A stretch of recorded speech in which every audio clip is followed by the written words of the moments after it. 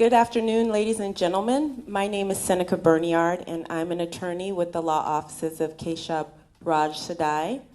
I'd like to welcome you today to the 2014 Immigration Seminar, which is being hosted by the law offices of Keshav Raj Sadai, also known as Greencardmaker.com and 221glaw.com. Today we have with us three distinguished guest speakers who are going to cover the entire H-1B compliance protocol for you. First, we have our illustrious host, Mr. Keshav Raj Sadai. Mr. Sadai has been practicing business immigration law for more than 17 years and has successfully processed more than 50,000 business and family visas. He is one of the top experts in both H-1B audit and FD&S-related investigations. He has played a central role in helping both small and mid-sized companies, as well as individuals, to manage their immigration risk and successfully navigate through a maze of U.S. immigration and labor laws. You will also hear from Mr. William Slattery, who is the former Executive Associate Commissioner for Field Operations of the INS. Mr. Slattery is a special advisor to the law offices of Keshav Raj Sadai. He retired from the Immigration and Naturalization Service in 1997 with the rank of Executive Associate Commissioner for Field Operations, the highest position attainable for career executives. As the head of operations, he was responsible for implementing policy and ensuring program consistency and effectiveness in the work of 26,000 employees assigned to INS district offices, border patrol sectors, and foreign offices. Our next speaker will be Mr. Anthony Kozel. Mr. Kozel is also a special advisor to the law office of Keshav Raj Sadai. He carries over 40 years of experience interpreting and enforcing immigration and naturalization laws relating to applications for immigration benefits and admission into the United States. While working at USCIS for nearly a decade in a managerial capacity, Mr. Kozel provided guidance and technical expertise to immigration service officers and all support personnel. As an immigration service officer, he has also reviewed and adjudicated applications and petitions filed for benefits under the Immigration and Nationality Act and Title VIII of the Code of Federal Regulations. So now I'm going to hand over the program to Mr. Keshav Raj Sadai. Thank you very much. Thank you, Seneca. And thank you, Bill. Thank you, Tony, for being here today. And ladies and gentlemen, even though we don't have a big crowd today like it used to be in the past, I think we're going to have a very productive seminar in navigating a very complex immigration laws pertaining to both H-1B and L-1 visa program. The discussion is going to be informal. You can ask questions in between as you wish when the speakers are we're talking to you, ladies and gentlemen. And also, we're going to explore the new L1 FDNS site visit Bill just mentioned. So this is new things are coming up. The L1 did not have a site visit before. It's a new paradigm where the government is going to conduct a site visit similar to H-1B for the L1A and L1B, both new and extension applications. That's what we said, Tony, right? Yes. Both applications. Okay. So all of them, all the applications. So the R1 also has it. If you look at the R1, I think the site visit initially originated for the R1, and then it was kind of transferred into H-1B, and now eventually it has moved into L1 visas as well. So feel free. We'll be talking about covering the FDNS site visit protocol and how to create a system for this part of the compliance, as well as the H-1B audit by the Department of Labor, which is in our division of the Department of Labor. So I believe and I hope you will be asking a lot of questions. so we can kind of thrash it out the differences between the regs and the implementation or actual reality, how it's going to play in your day-to-day business as you conduct the IT operation in your company. Having said that, I will initially, go over the DOL side of this story, and then we're going to join with Bill and Tony to go over the FDNS side of the business.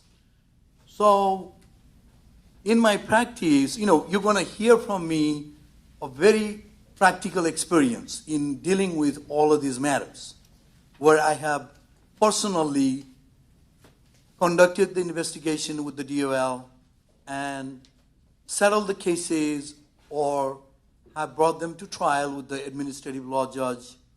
Luckily, in our area, the judge is Janice Bullard, who is very compassionate to the IT company's business model as well as understanding how things happen in this line of work. And even though you are an actual employer, oftentimes you're not able to get the LCA posting confirmation from the end client. You would love to have it, even if you have a direct client or you're going through the vendors. It's almost impossible in a lot of multiple occasions to get this. So when you are not able to get it, as per the DOL regulations, you have now two choices. It is in their eyes, the administrator's eyes, DOL investigator's eyes, is looking into the fact that if you fail to post the LCA at the end client side, you should not be sending the guy because there was no proper notification to the US worker. So first I want you to understand what is the purpose of the posting of the LCA. This is a H-1B, life cycle. It's like a software life cycle, or it's a H-1B life cycle. H-1B life cycle begins with the LCA. It's like a software life cycle begins with the requirement analysis. Then you design, develop, test, code applications. I sound like a software engineer now, right?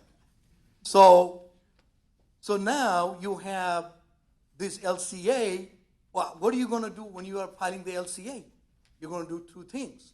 You're going to find out what is the actual job is going to be performed at that client side. If you are an IT consulting company where you're going to send the guy to the client side, your first and foremost obligation is going to be, do you have a correct job definition? Are you categorizing that job according to that job at the end client side? Not because you would like to pay $47,000, which is only in computer programmer on flcdatacenter.com database. That's the DOL prevailing wage database. So you file a LCA as a computer programmer, but the guy is working there as a software engineer. That is going to come. That's why we have a FDNS site visit, and even the DOL, New Jersey doesn't do it. Both the Northern District Center and the Southern District Center, both of them have not done, as for my knowledge, they haven't asked me to provide any of my clients end client job site information or the client contact information so they could verify what actually this H-1B worker might be doing there. New York does, on the other hand. San Francisco does. So they want me to give them a list of their end client contact information. So what they do is they call the end client, hello, is this guy working there? Yes. What is your requirement for this guy to work there? And they will say, yeah, we need a bachelor's degree and 7 years experience. You know what does that mean? That means you need to be paying level 4 wage. So the New York Labor Department, not all the officers, but most of the officers in New York would like to hear from the horse's mouth, which is the end client, and then ask the employer to pay accordingly, whether it's a level 3 or level 4 salary. So when you are analyzing the LCA, you got to figure that out and have a proper LCA, proper methodology, and read the LCA. LCA has every single thing written there. Everything I'm going to talk about here, or you're going to talk, the DOL officer is going to talk to you during the investigation and give you advice. Everything is already written on the LCA. We're just rephrasing in a different word and telling you how to comply these complex regulations. As Bill said the other day, the immigration regulations is second to IRS tax code. It is so complex. So a lot of people are not going to be able to understand it.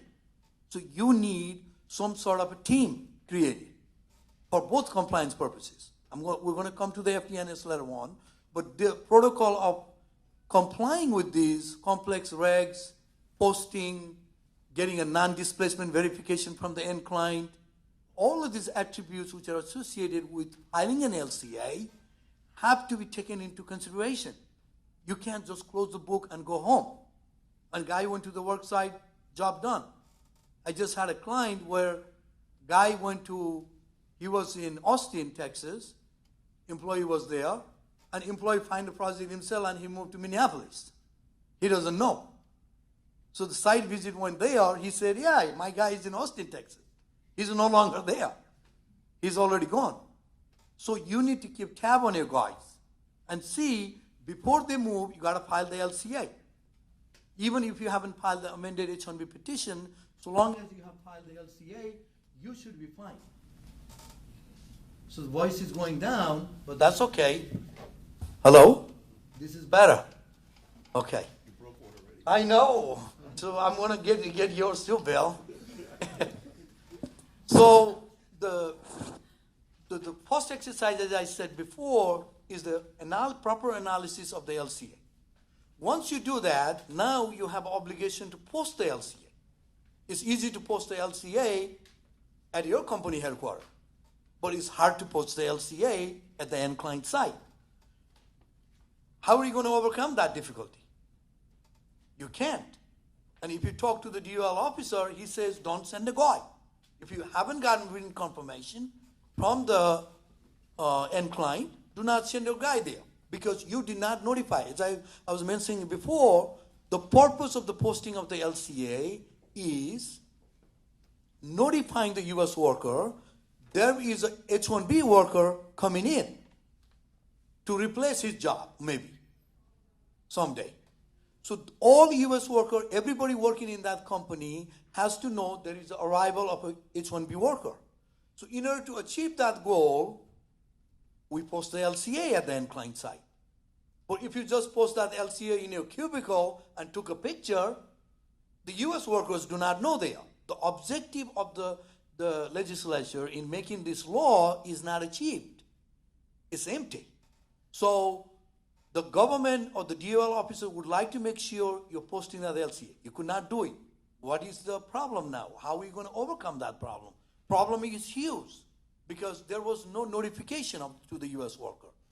It could lead into, so, if you look into the sentencing structure or the penalty structure of the Labor Department, which is in our division in relation to the LCA compliance, you have 1,000 for the simple violation and 5,000 for substantial violation and 35,000 per LCA for willful and substantial violation. So if you have 100 employees and you got a 35,000, who is good in math here? Multiply that. You're gonna tell me, Keshav, I'm going back to India. I'm not going to sit around here to pay, $30 million, $20 million. There is no money for that. Even $3 million will not be possible, depending on the size and nature of your business. So any issues you're dealing with the DOL or FDNS has a long-term ramification. Because of that, you need to have a very knowledgeable people in your company dealing with this matter. So you need to have a plan of action. You can't just wait for the DOL officer to come in or FDNS officers to come in and say, oh, how are you doing today? Unannounced visit. Or you get the letter, bam. And you don't have material. Now you're going to start to do? You're going to do a document tampering. You're going to do fraud. You're going to start to create a posting because you haven't done things properly. You know what happens? Have you heard Martha Stewart? Who was a lady designer or she went to jail, right? You know why did she go to jail? So you went to jail for insider trading, not filing an LCA. But there is a relevancy here.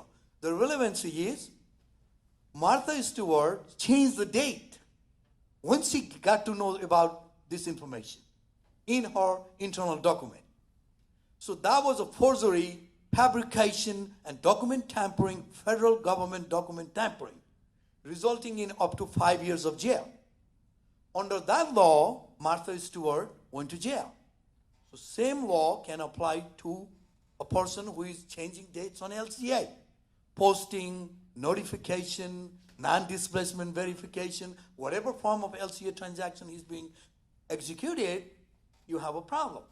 So everything you want to have a team, HR team, have internal audit, have a protocol.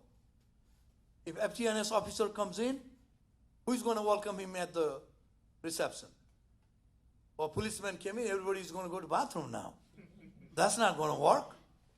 So you need to have people ready, able, and willing, and knowledgeable to deal with the officer. An officer is not coming there to put a gun on your head. He doesn't have a warrant or subpoena. He's just a person coming in asking information. You can tell him, sir, would you please come to the reception, put him in down there. Close the door. Tell him, would you like to have a cup of coffee or a little water? He says, no, yes, provide it, be courteous, put the officer there, then call your attorney. Have a plan. Then you're going to deal with this matter. So you need to have this team created for the DOL investigation, FDNS investigation, all the investigation. In the company, you need to have counsel reviewing your work, whatever you are preparing, and then that prepared material has to be reviewed, not by yourself. Everything looks beautiful to everybody. Your own work. But from people coming from outside have different perception, not even through your own attorney. If your attorney is making some mistake, he's going to say, yeah, it's perfect. I mark here always like this. And you're going to have thousands of dollars of damages at the time of investigation. So it's not going to serve your purpose. So do not review the document or the filing protocol through your own system. You need to have expert come in from outside and looking into the matter and say, look, everything looks kosher. Good. We can move on with this project. So this is how you're going to move with this LCA protocol. So when you have a LCA, I'm going to, just kind of read it out, the LCA, where the big violations, big things, when the officer comes in there, look into. So then we can go into the case law discussion and find out which case laws are favorable to you and which case laws are against you and which are supporting the employer contention, employee contention. We're going to go all over today. So, subject of DOL investigation. I already talked about the LCA. You filed the LCA, posted the LCA, how you did, why you did, and when you did. You need to have this documentation. Now, who paid immigration and attorney fees? So the DOL officer would like to know that. What is monthly LCA wage on the LCA? Did you pay that wage in that month or you did not pay? You paid $3,000 now and $2,000 you paid next month. So that $2,000 is not going to be credited to you most of the time. Some officers will give you the leeway, but some officers will say, no, you see, under the H-1B law, you can pay wages, you cannot cross a month. Every month, the full wage has to be paid to the employee, whatever the wage is, which is written on the LCA as an actual wage, not the prevailing wage. So, pay attention to that fact. How you're running your payroll, how often you're paying the guy, and are you meeting the wage obligation? Okay? Is this guy getting monthly wage as set forth in the LCA from the joining date? Or what is the joining date now? That's the big question. Guy came in to the U.S. on H-1B on October 3rd, and he signed the I-9 on October 5th. What is the date of joining? And then he gave you an unpaid leave of absence letter. Right? Because you didn't have project. And the next week, he started to go for the interview while he's on unpaid leave of absence. You see. 6 months later, He left the company and he filed a complaint with the DOL. Now you have the email trail and you say, oh no, he was on leave for 3 months. He's really silly. He can't understand anything about computer. Even though he was on leave, I sent him for an interview and he failed all of them. And now he wants money. And he was hanging around in Hyderabad. Now he's here. I did a favor to him and he still wants money. Look at this. It's not going to let you go off the hook. Because even though you had an unpaid leave of absence letter, while he's on unpaid leave of absence, he went to the client, he went for job interview. He's still on your employment. You can't get away from it. Officer, the guy is going to show the email to the officers already. When he filed the WH4 form and submitted the complaint to the DOL investigator, he has already told the whole story. You see. So now, again, you are in a fabrication mode because he didn't do things on time. So you got to be mindful of that. What is the joining date, start date, as I said before, because, please. So, Kesh, I have a question for you, right? Sure. Let's say that H1 gets approved on November 1st. Right. And the guy joins the client November 15th after giving 2 weeks of resignation to a different account. Right. What becomes the joining date? Well, see, what happens, there are two factors here. One, in your situation, obviously, on November 1st, he's eligible to work for you, right? But he didn't come to work for you. He was on L1, let's say. He was on L1B visa with Tata. So he didn't come to work. 2 weeks, he said, I'm going to give a notice. He's illegally working with Tata. On November 1st, he is your employee. Is he my employee November November 1st? 1st. Okay. No, the H1B, when it approved, he no longer has L1B visa anymore. Okay. He's gone. Even though it's on the passport or I-797, but it is the I-94 is replaced by the H1B I-94 on November 1st. So anything he's doing monkeying around with the Tata, he will have a Tata one day. So, but to cover our basis as an employer, what should we do to make sure that the start date for our company becomes the No. The only thing you can do is you tell him you must join my company. If you are not joining me, then give me unpaid leave of absence. Because unpaid leave of absence. Because he has personal things to do. So he's taking care of his personal matter. He's not taking care of your matter, per se. You see? He's taking care of personal matter, making Tata happy so Tata doesn't sue him for not giving 2 weeks notice and running away from the Chase Bank with the money. And the Russian guy gets into the Chase Bank. You see? So that's the scenario you need to deal with it. Okay? So that's what everybody understood this formula, right? Any questions so far? We're doing all right? Good. What is the joining date? Payroll must commence within 30 days. If the person came from overseas on a visa, payroll must commence. If the person filed a change of status here, it must commence after 60 days. Within 60 days, for that matter.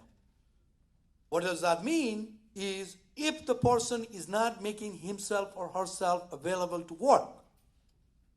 What is available to work? Is coming to your company and say, I am ready to work. I'm ready to go to client site. Not sitting in California with her husband and saying, I want to come. So that might not be making herself available to work. If you can prove, lady did not come. You sent an email, you need to move to New Jersey, and the lady said, my husband is here.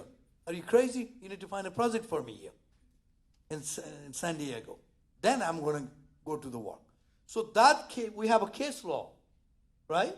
In that case law, where the person did not make herself available to work, she came to in this case law, it was in New York, right?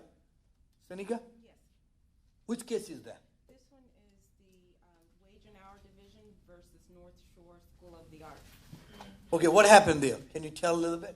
Sure. I broke it down already. Yeah, okay, so in this case, this is the administrator Wage and Hour Division versus the North Shore School of the Arts, and this was decided January 18th, 2013. So in this case, there was an H-1B worker who was employed by a school of arts as a piano teacher. The administrative law judge found that the employer did not owe the employee any back wages, and that was because she did not make herself available to work, meaning she was not ready, willing, and able to perform the job duties that she had been assigned. Now, just a little background on the case. The piano teacher, she was initially on an F1 student visa. She then was sponsored by the school for H-1B.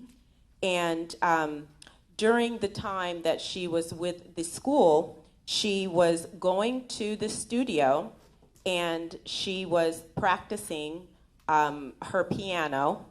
And during those times, she was not actually seeing students and teaching piano.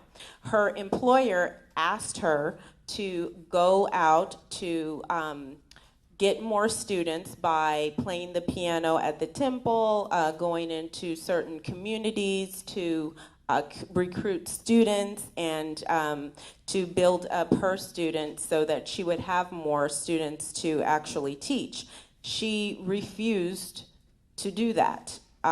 And instead, she would go to the studio, and when she didn't have students, she would just practice her piano on her own. Well, she then was terminated and filed a complaint, and the judge in this particular case said that she was not available to work because the duties that her employer had asked her to perform, going out to recruit students, going to play at the temple or wherever the employer suggested, she essentially refused to do those things. And because of that, she was not ready and willing and able to work. And the administrator and then the administrative law judge determined that the employer was not liable for any back wages, okay, in this case. So this particular case is good for employers because it does show that sometimes if the employee is not making themselves available, then the employer will not be liable for the wages. Thank you. So who was this judge? Judge Riley was there? Yes. Judge Riley, okay.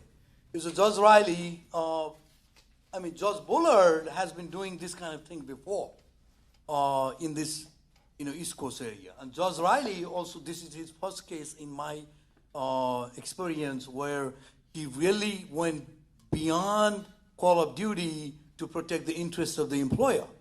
So this case is so important per se, where, let's see, you have a H-1B employee who's a computer programmer. You told him, you know what, you need to go to California. That's what the job is. He said, no, I'm not going to California. My wife is pregnant here. I'm going to stay here, find me a project in New York.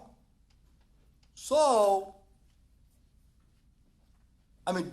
don't you make this as a rule of thumb in practicing your day-to-day business. You don't know what's going to happen at the court again. Another judge might go berserk and decide something else. It is just two judges, we're going to talk both the cases today.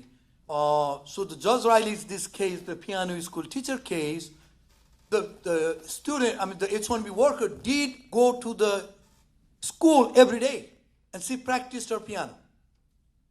Every day she's sitting there playing piano.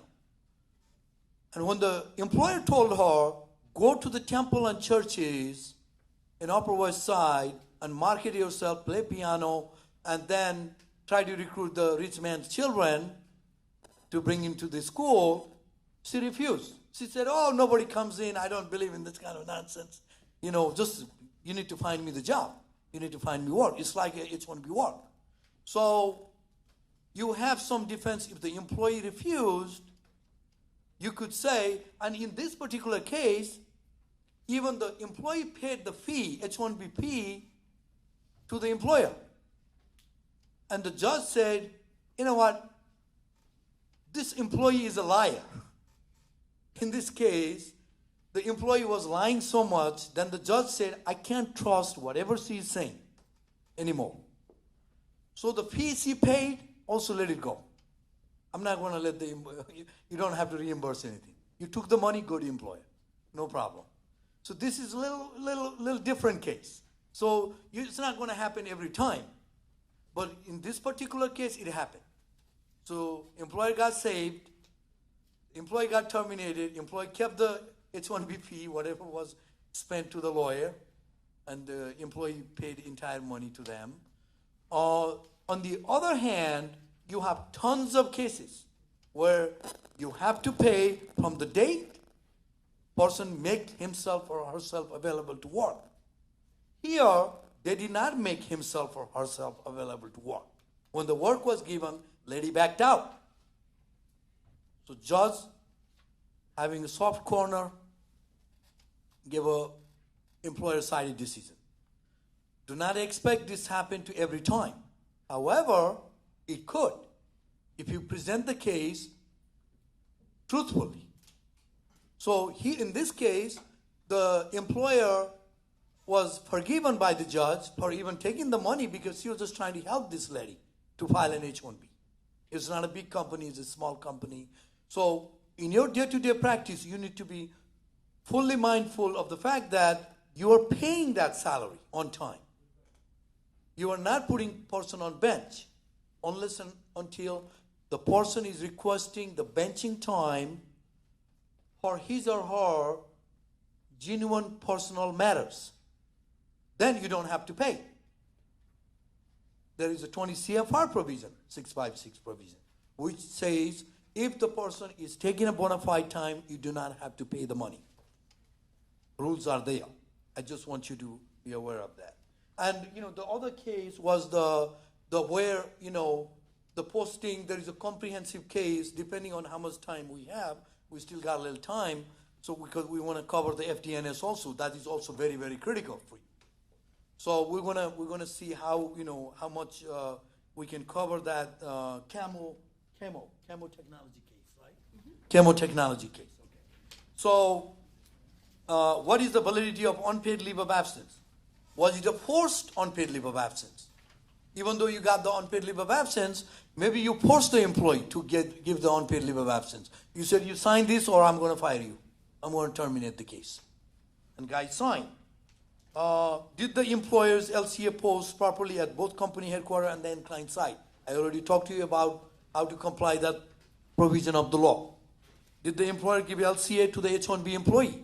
So each time you file an LCA, whether it's amended LCA or the new LCA, you must provide a copy of the LCA to the employee and get back an acknowledgement of the receipt.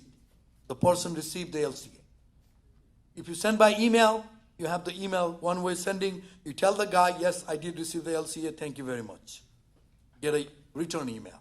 So you are in compliance with that part of the law. Did the employer inquire about the displacement of U.S. worker and obtain non-displacement verification letter? I also talked about this before. So anytime, Nidhi. One question on when somebody's on H1 and they go on like short-term disability leave because of maternity or anything, what happens in that case? Because they're applying for it, but they we don't have any maternity leave policy per se. So is it okay to have that as unpaid at that point of time and then they apply for the short-term disability benefit? Well, see, you have the Family Medical Leave Act, right? Under the Family Medical Leave Act, whatever, what the U.S. immigration law says or the 20 CFR says, which deals with the LCA provision of the law, is whatever benefit you are giving to the U.S. worker, it is a benefit. It is not a salary. Giving a vacation or time off or maternity leave is a benefit per se. So whatever you are giving to the U.S. worker, if you have a policy of giving a maternity leave to the U.S. worker, you must provide that maternity leave to the U.S. worker. So the H-1B worker, even if she's not getting paid for that time, she's on a legal status. She just has to produce a letter of approval of maternity leave. Then the salary issue is not going to be coming in there. Did you get my point? Yeah. Is it clear to everybody? Okay. So the displacement again. How long that maternity leave after 3 months. Then she is not feeling well. She wants another 3 months. Well, you know what? I mean, The baby not feeling well. Right. Or she wanted Right. 6, 7 months. She wanted to no. See, if I were you, there is a provision of this Family Medical Leave Act. If I were you, I would also protect myself through double documentation. So you ask the lady to provide you, she will be going on maternity leave, and she understands you do not have a policy of paying in maternity leave for any workers. So she gave you an unpaid leave of absence letter for 6 months, up to 6 months. You say, okay, you know what, up to 6 months, I will not be able to come. And then, if she doesn't come, you terminate her.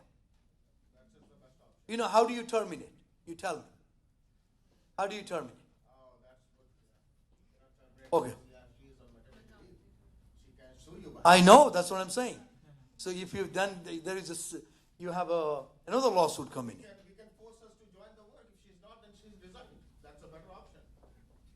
If she is feeling well, she cannot provide me the doctor's letter. Right. We are sending her the documentation that, okay, you want an extend the leave, you Right. have to send us the doctor's note. If you cannot provide us the doctor's note, then she has to report the office. Excellent. If she's not reporting on that basis, termination by cause.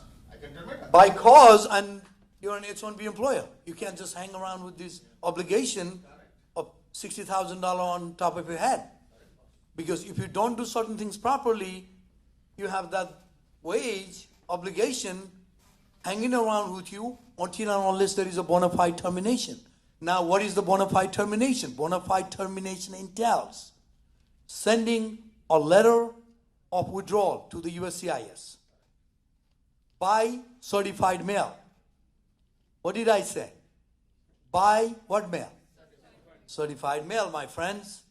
Remember that, because I have had cases so many places throughout the U.S., from New York, New Jersey, Chicago, Dallas, and California. Every guy just mails a letter by regular mail.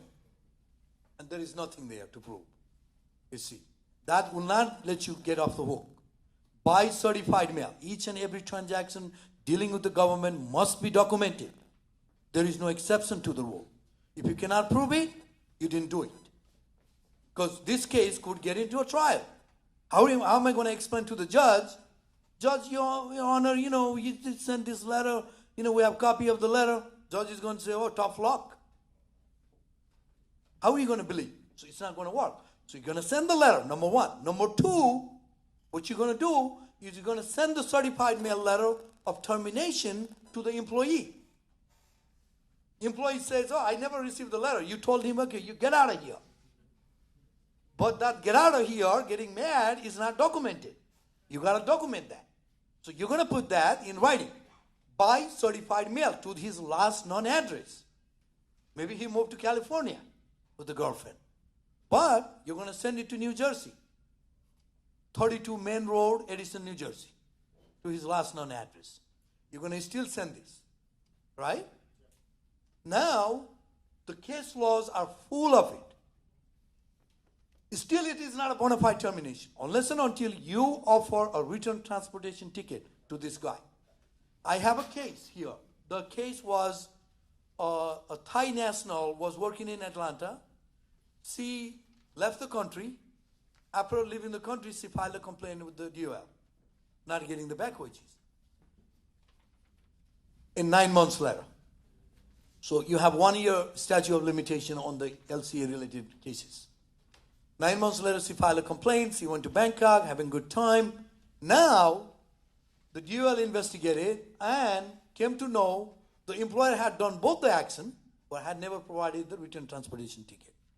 He gave a written email saying that job is terminated. A written letter saying that H-1B employee has been terminated. We want to withdraw our petition. Both flawless actions were taken. However, did not offer the return transportation ticket.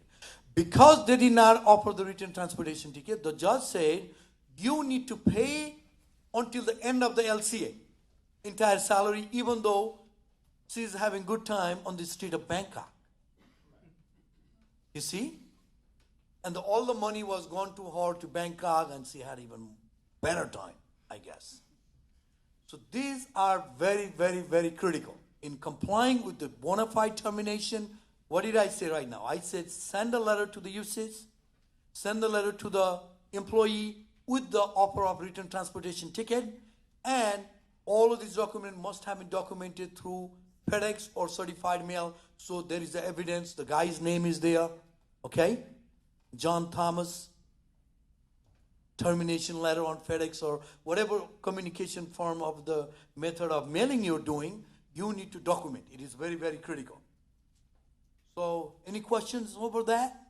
Keshav, I have one question. Sure. Where the employee following the procedure, he himself resigned. Still, in that occasion also, I have to buy a Well, you know, see, that's a very good question. Thank you for asking that. So if there is a resignation, what's going to happen is your obligation to offer return transportation ticket is gone because he resigned. Only if you terminate, then you have an obligation to send him back home, wherever he came from. But if he resigned from the job, you don't have to give him the ticket, but you still have to do both the things. I mean, giving a notification is not needed because he resigned. You have a resignation letter. But you need to send the letter to the UCs. Homeland Security still has to be notified. Otherwise, obligation continues.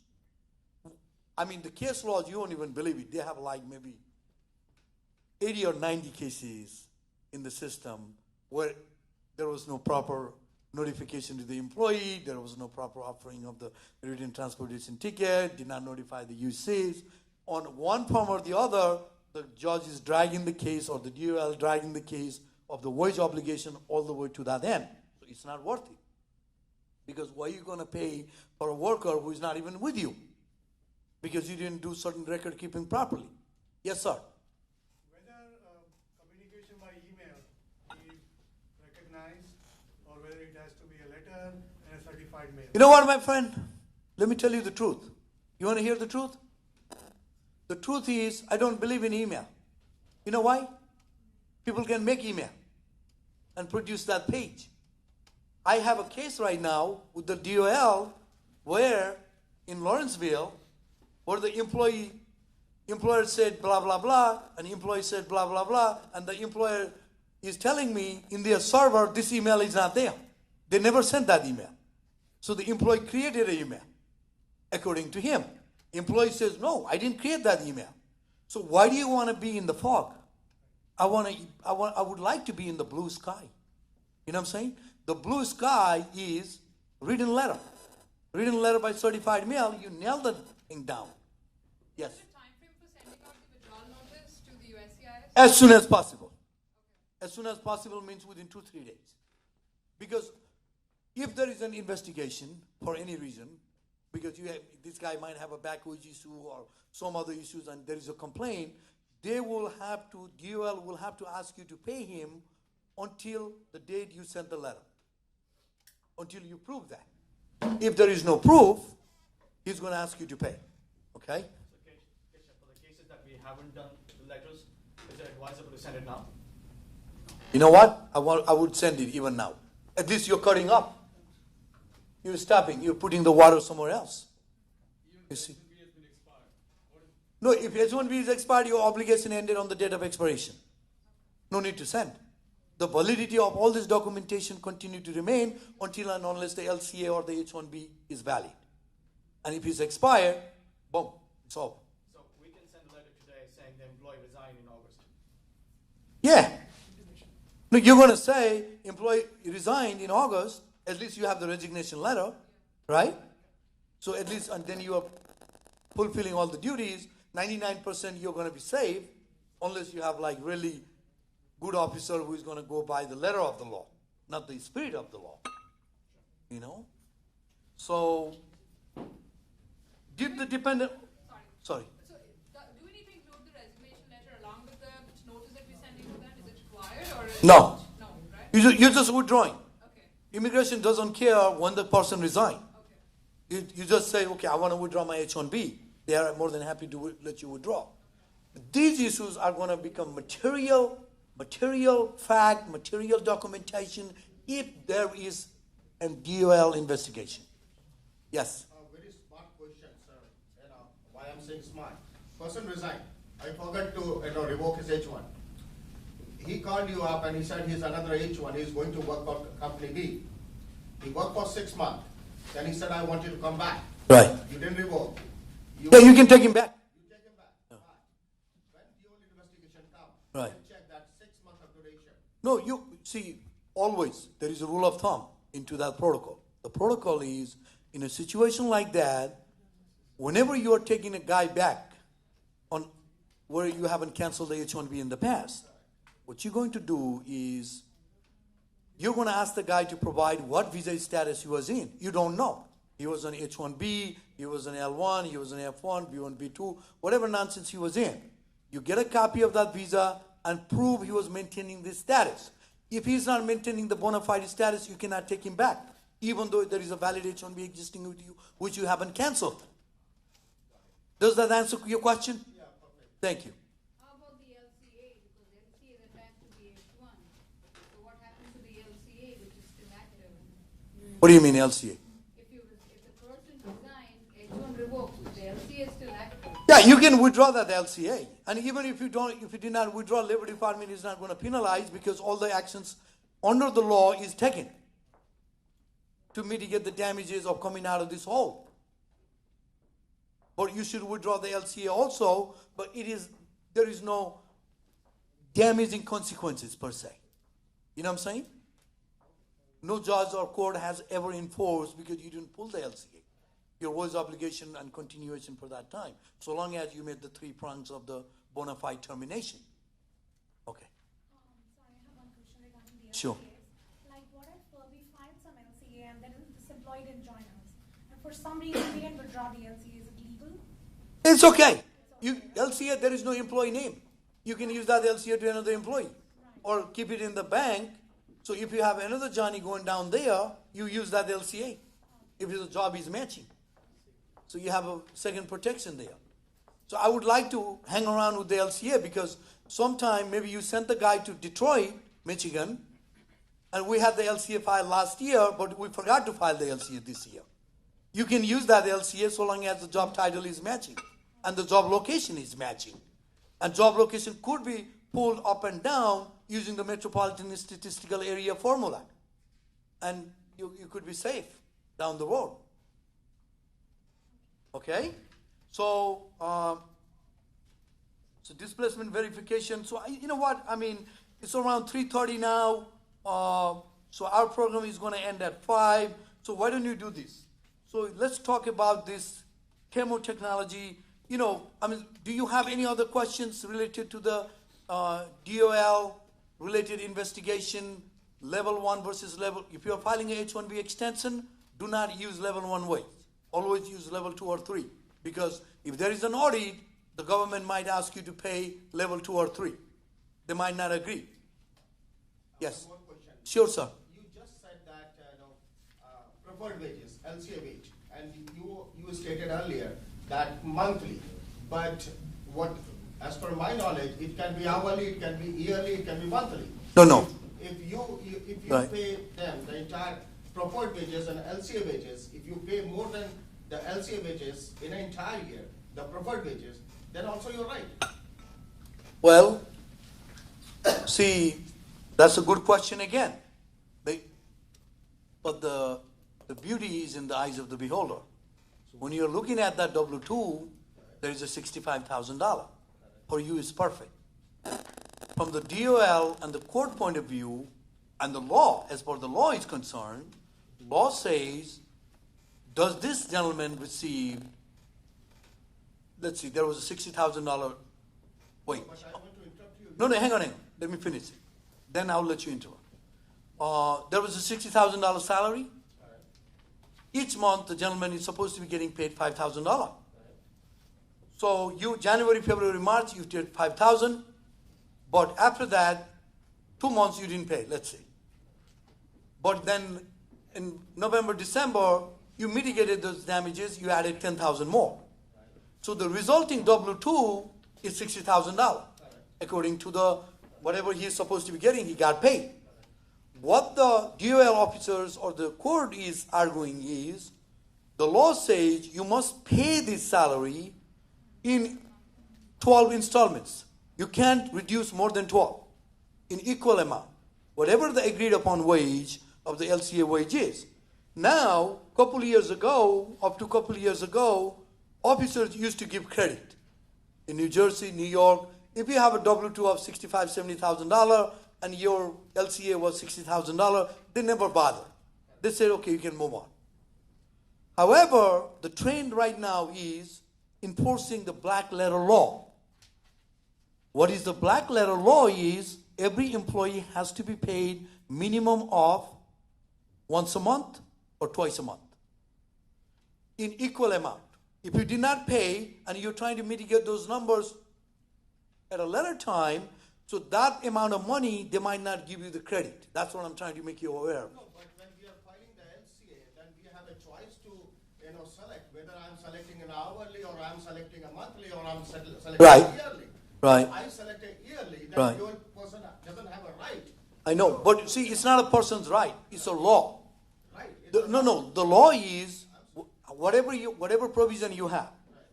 So every month, so you cannot pay after a month. Every month, it's hourly wage, that's fine. Whatever you selected, that wage obligation must be made within that month. You cannot drag it. I just gave you the example. 2 months you didn't pay because he was on bench. Later on, he got into a bigger project, you just gave him more money. And at the resulting W-2 is full. You have the whole amount of money. Will that be satisfied to meet the requirement of the DOL or the 20 CFR or the judge? I doubt it. With all due respect to you, sir. No, sir. So the case that we have that's on point with your question, sir, was the administrator, the Wage and Hour Division versus Aleutian Capital Partners. In this case, Aleutian Capital Partners employed a H-1B financial analyst. There was a couple issues there, but the main issue was, did they underpay the employee? Now, he had an LCA approved salary of $65,000 per year, okay? And he was to be paid monthly. Now, his total wages for the year actually exceeded the amount that was required for the LCA. However, his monthly salary did not always exceed 1/12 of the promised annual salary. No, that's different stories, ma'am. No, it's 1/12 of every paycheck you're talking, it can be bi-weekly, weekly, monthly. right, but Down that. okay, but let me explain what the court said. Essentially, they looked at each pay period, which was each month. Okay, so each month he had to have been paid at least 1/12 of $65,000. So if he was paid, that comes out to $5,416. So if on 1 month he was paid $5,000 instead of $5,416, that was an issue. Right. Even though for the whole year he was paid more than the LCA wage of $65,000. See, the formula is very simple. Whatever ways you are setting up, play safe. We can argue over the matter. I'm not a judge. Bill is not judge. Tony is not judge. We're not the DOL investigators. So we're just trying to advise you on a possible, we're just trying to advise you on how to mitigate possible damages per se. Let's put it this way. So the point you are talking have a genuine value, genuine point. I respect that. At the same time, I also would like to emphasize to the point that this 1/12 is a legal provision codified under the 820 CFR. So I would be hesitant to come out of that hole and argue the matter. Yeah, if you have a case, I will argue that for you. But my argument might not hold the water. You see, that's my concern. Thank you, sir. Thank you. Okay, that's a good question. Okay. I have a guy, let's say he has already with me, H1. Right. Okay, I'm paying his LCA wages. Right. And he filed his GC. Right. He's as perm labor. I know. 140 approved. Right. So he's waiting for his 485 adjustment of status. So in that case, I need to maintain the permanent LCA or maybe a regular H1 LCA, paying the wages. I mean, he's on H-1B right now. You haven't filed the 485. Right, but sometimes. Is the I-140 is approved? Yes. If I-140 is approved, the relationship is two different angles here. You have a perm-based I-140 approval, which has obviously $90,000. He's a India-born EB2 case, higher salary for the software engineer in Edison, New Jersey. On H-1B, you chose computer programmer, you have $65,000. So which one we need to make? So you have to maintain your H-1B all the time. All the time. However, if you don't have money in your tax returns to support this contention, the fact that you have to also prove your ability to pay from the data piling of the labor certification until the gentleman obtains the green card. In between, that relationship, if the immigration can question you, can re-adjudicate your I-140 again. And if they re-adjudicate the I-140 and ask you the question, do you have the money again? And you show $65,000 W-2 and you show your tax return with a $90,000 minus. So you might have a problem with the validity of that adjudicated approved I-140. It might go into intent to revoke. You know what I'm saying? So it all depends on your tax return, on your ability to pay, and how many employees are there. You have 200 employees, it might not work. Any money is not sufficient. You never have money. How many times? 200 times, you need a $15 million. So it might not work in that situation. You know what I'm saying? So now we're going to talk about chemotechnology, which we're talking about. So in chemotechnology case, there was a multiple investigation. One investigation, then the second investigation, and there was a back and forth with the situation. So it is a local company, it is a ALJ case law. We just got it from the administrative law judge website. So under this case law, what had happened was the DOL officers said, you need to show me you posted the LC at the end client site. They said, yeah, here is the file. They gave them the file. The file had a documentation stating they made full attempt to post the LC at the end client site, but the end client refused. End client said no. Now the Lawrenceville office, the DOL office, decided we need to put a debarment on this company because he didn't notify the U.S. worker. So they recommended debarment for this company. And they put a civil money penalty also. So when that happened, it was a Judge Bullard case, right? I think it was a Judge Bullard. So Judge Janice Bullard decided, you know what, look, this penalty nonsense is not going through the system well. Any H-1B company doesn't have a right to even a contractual relationship with the end client. So he cannot go and post the LCA there. However, he's not even lying. He's telling the truth. The fact that he's putting a document in the file, he attempted, but end client refused. Judge gave a lot more weight to that document than putting some bogus garbage there, or taking a picture, or getting a letter from somebody who is unrelated to Chase Bank, and nothing. If they call the Chase Bank says, who is this ABC company? We don't know. So creating this kind of a nuisance is better than attempting to comply with the law and document that. Send a letter to the vendor. Send an email to the vendor. Attach, please find the certified LCA, which you need to post to your end client site. Things like that. So do things on your capacity. And it might help you to mitigate the damages. We don't know, not everybody is going to treat you like what Judge Bullard did, but there is a Judge Riley also. He was also favorable to this kind of situation where there was a fallout on the employer's part. So I think do your due diligence, do your best in collecting the documentation to prove that you did your best to collect information related to non-displacement of the U.S. worker at that client site, as well as you attempted to your best to post the LCA. You send it to the vendor, you document it. You contacted the end client, you documented. Even though it was failure in our part, you were not able to get it.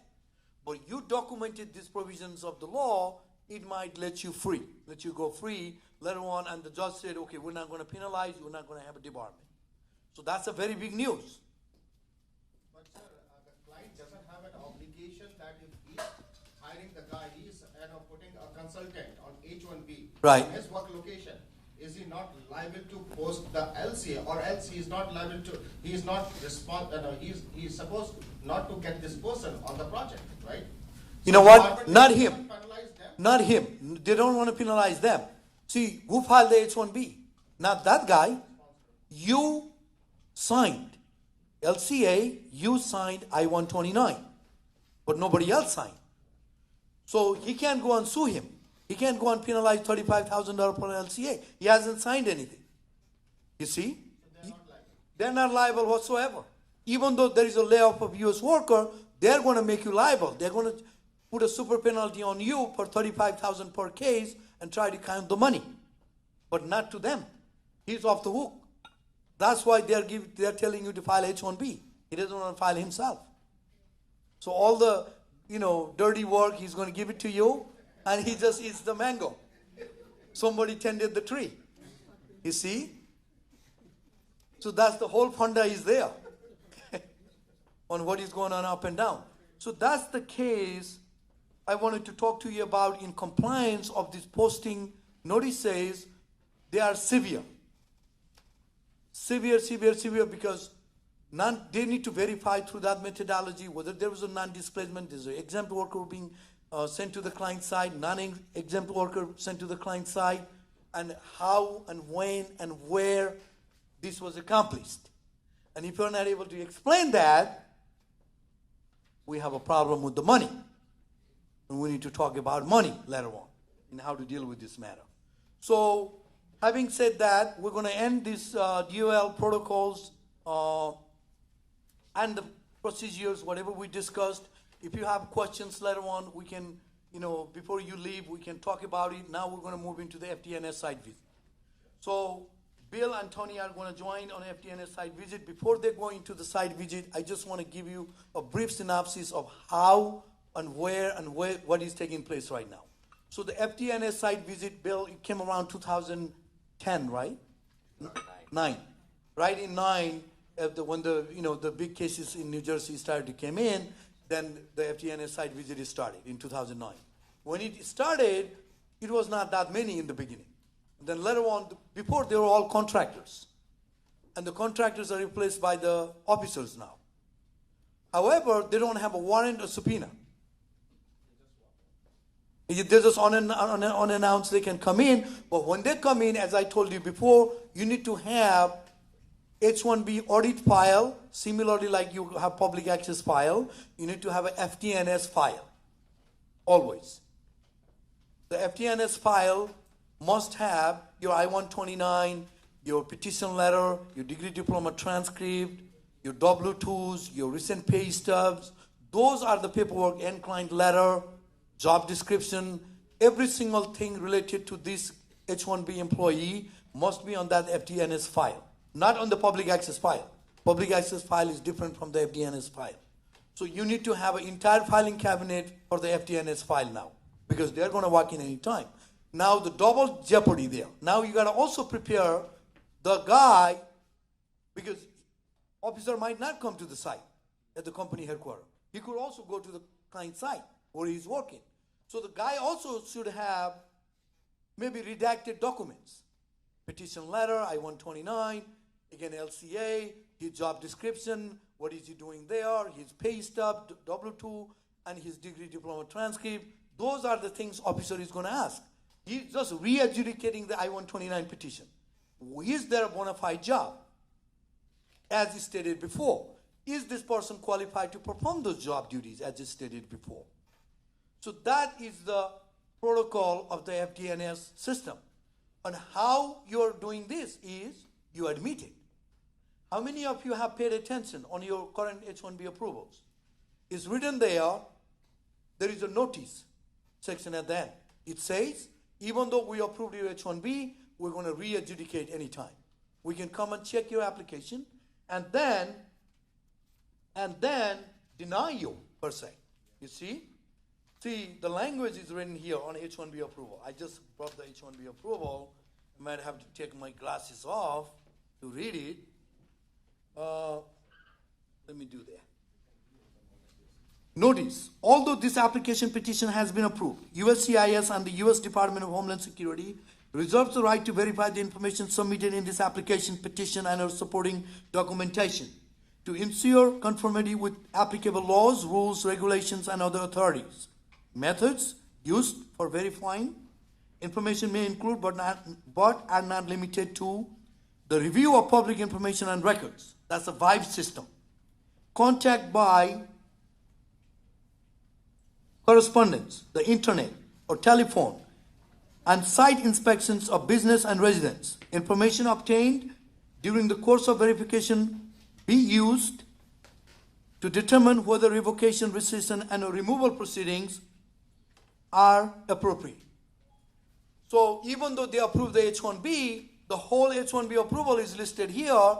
They will be coming down for the site visit. Now, I'm going to go to the I-129 petition. What you sign. When you sign the I-129 at the time of filing H-1B, if you read, how many of you have read? Everybody has read, right? Yeah, I can understand one question. What if like we file LCA for this employee, like one he's working as a remote, but some of the other time he goes to the client location, but not like all 30 days or 20 days he goes there. So like, how does it go? Like if they go to a site visit, if they directly reach the client site and the employee is not there. So he's not there, then he's going to contact you. When he contacts you, you got to tell him he's on leave, he's on vacation in Jamaica. Or if he's already sent to different project, then you give him the new LCA for that location. it's a remote work. She's asking 2 locations. No, I know. If you have a remote location, then you should have incorporated that into the LCA. It's already there in the LCA. Right. But you just have an LCA, but you don't have an I-129 on your I-129 job location. A lot of times you write part 1 or you write this address and this address. Chase Manhattan Plaza and 1 Edison, New Jersey. Right, we usually file like if anybody is doing the remote location thing, we file with 2 different locations. I know you have the LCA covered, but you didn't cover that in the I-129. But that LCA is attached with the I-129. I know, but he doesn't know. Job site, you wrote only 1. Maybe you're going to send him letter after that project is finished. How is the officer is going to assume if you did not write on I-129 job site, how is he going to know you're going to also send that guy to other job site? He's going to go whatever reason on I-129. I'll go look once I go back to office because all my cases goes from me. So I see. to see how does it go with the LCA? Like, when we file, suppose it is Right. for you, we informed you that this employee is working from 2 different locations. So I combine that on I-129. You Right. file the LCA Right. for us I know. with 2 different locations. Right. When the case went out I-29, Right. it goes with, we usually don't verify before it goes. I know. With the LCA, you put those 2 locations in there, right? Yes. That's what my. No, that's what I'm saying. Whatever location you have set. No, my point is, Right. like you did put both 2 locations in the I-29. Right. So when the officer go, where does he go? Does he go to those? He goes to 1. If he cannot find 1, then the officer, you haven't made any mistake. You have written 2 locations. So he should be automatically going to the second location. If he doesn't go, some officer might just go to the 1 location and call the employer and say, wait, where is Johnny? Johnny is not here. So you're going to say Johnny is in second location. Or Johnny got into 3rd location. I got an amended LCA for that location. And here is the location you provide to them. You know what I'm saying? So, what they're doing is, if they go to location, let's Right. say, I have a case here. right, The guy was working in Albany, right, and he moved from that project to other project. We filed amended H1 there. Now, after we filed amended H1, this guy, FTNS had visited Albany. They found this guy is not there, and they sent termination email directly to me. I know, see, that's what I'm saying. They could use, it's not, there is no, past rule there, what exactly going to happen. What's going to happen is officer has an obligation, and at the end of the investigation, if they have a doubt on the genuineness of the employment, either there is no job, If the person is not qualified, or there is no payment is being made, there is a benching going on, or any kind of variables are missing in action, they're going to issue intent to revoke that H-1B. And you can give your part of the story at that time and defend the case. You have a room to defend again. Right, Bill? So I just, Bill is going to start. So, these guys have authorized. By signing this I-129 H-1B petition, by signing this document, they have authorized pre, current, and post every adjudication, inviting Homeland Security to check through internet, Vive system, or any means whatsoever. They don't even have to come to you. They can just do the background check and see, let's say you are a diamond company with like 2 people and you file a guy computer programmer there. So some nonsense is going on there. So he can just understand that and do the investigation on his own without coming to the company and issue the letter. So that's what Bill is trying to say. Okay? Thank you very much. Bill, please. Good afternoon. Tony and I are going to both discuss the FDNS program, and in the process of doing it, I thought I would start with a little history of how we wound up with an FDNS unit, where'd they come from, who used to do that work, so you can have a better perspective of what you're dealing with and recognize what their skill sets are. Prior to the attack on the World Trade Center on 9/11, you had the U.S. Immigration Service. And after the attack on the World Trade Center, the government decided that they needed to reorganize. That reorganization took place in the year 2003. The Immigration Service, as we knew it, was disbanded. The service had been in the Department of Justice. A new Department of Homeland Security was created, and the disbanded Immigration Service was divided into 3 entities and placed in the Homeland Security Department. And they took other agencies like Customs, they disbanded Customs, and they chopped Customs up into 3s or 4s, and sometimes they married them with former elements of immigration and created new agencies. Now, I mention that because under the legacy Immigration Service, when I was district director in New York, I was responsible for all functions, all programs of the immigration law. So I had an entity, we used to call it the examinations branch, you refer to it today as USCIS, that adjudicated applications.